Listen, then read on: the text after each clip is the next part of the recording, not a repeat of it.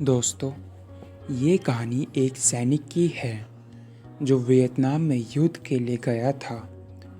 युद्ध समाप्त होने के बाद जब उसके घर लौटने की बारी आई तो उसने अपने माता पिता को वॉशिंगटन से फ़ोन किया।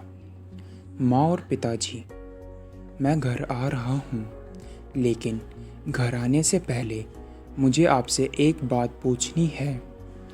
मेरा एक दोस्त है जिसे मैं अपने साथ घर लाना चाहता हूँ।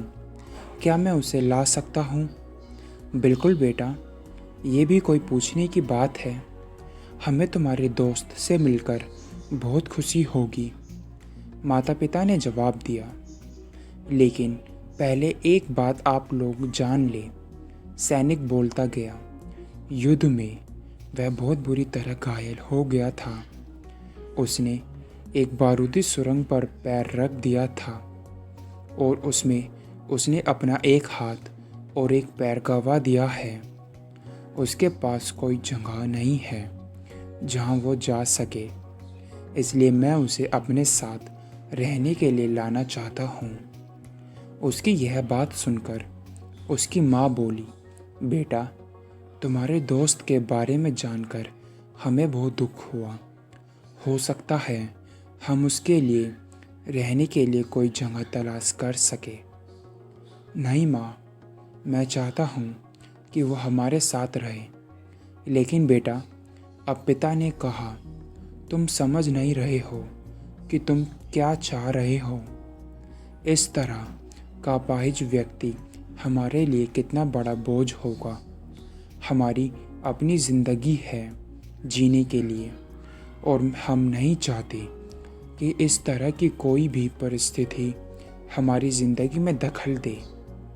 मेरे हिसाब से तुम्हें अकेले घर आना चाहिए और अपने दोस्त को वहीं छोड़ देना चाहिए।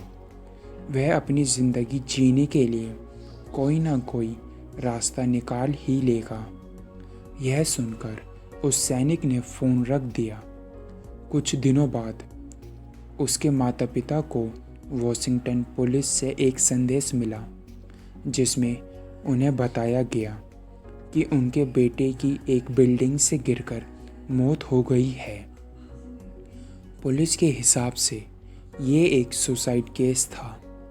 दुखी माता पिता ने तुरंत ही वॉशिंगटन के लिए फ़्लाइट बुक कराई और वहाँ पहुँच गए।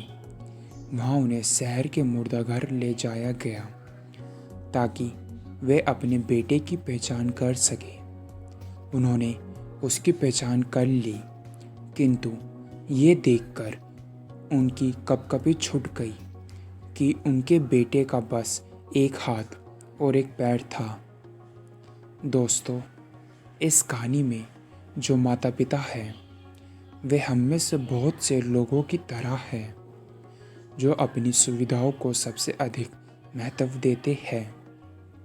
वे उन लोगों से प्यार करना या रहना या समय बिताना चाहते हैं जो दिखने में अच्छे हैं, स्वस्थ हैं या फिर जिनके साथ रहकर उन्हें मज़ा आता है। वे ऐसे लोगों को पसंद नहीं करते जो देखने में स्वस्थ, सुंदर या स्मार्ट नहीं है या जिनके साथ वे मज़ा नहीं कर पाते या जो किसी भी रूप में उनके लिए असुविधाजनक है। वे ऐसे लोगों से दूरी बनाकर रखते हैं, लेकिन कभी-कभी उनके इसी व्यवहार के कारण उनके सामने ऐसी परिस्थितियाँ उत्पन्न हो जाती है जब उन्हें पछताना पड़ता है। आइए लोगों को वे जैसे हैं वैसे ही अपनाइए और ज़रूरत पड़ने पर उनकी मदद करें।